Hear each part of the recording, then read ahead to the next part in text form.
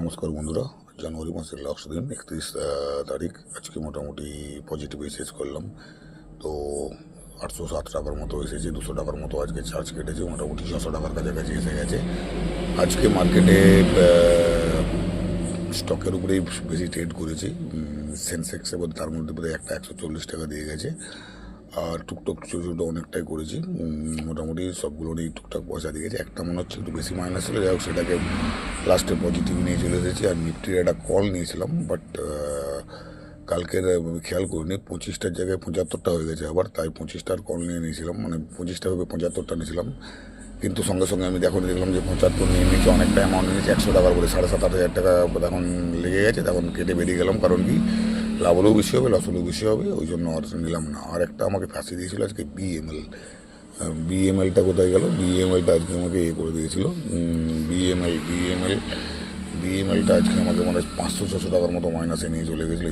Last পর্যন্ত বোধহয় ওকে 44 টাকা 20 পয়সা প্লাসে নিয়ে গেছিলাম, বাকিগুলো সব 50, 60, 70 এরকম করে দিয়ে গেছে। যাই হোক, ওভারঅল যদি এই মাসে আমি ট্রেডিং করে দেখলাম, আজকে এটা হিসাব করছিলাম, আমার বোধহয় 3 দিন না 2 দিন বা 3 দিন লস ছিল, বাকি সব দিনই পজিটিভ। তার মধ্যে কয়েকদিন খুবই 150 বা হয়নি সেরকম, যেদিন চার্জ বেশি লেগে গেছে। আজকে কিন্তু খুব বেশি ট্রেড না করার জন্য মোটামুটি 600 টাকার কাছাকাছি এসে গেছে।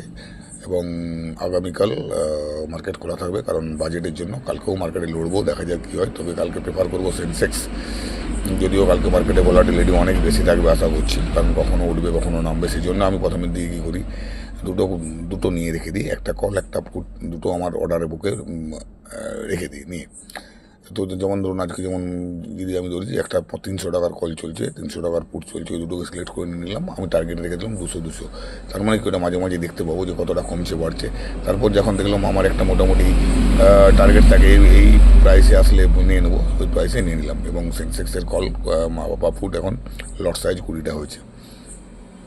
যাই হোক, আবার কালকে বন্ধুরা দেখা হবে, বা যদি কাল ট্রেডিং করি তারপরেই তলি।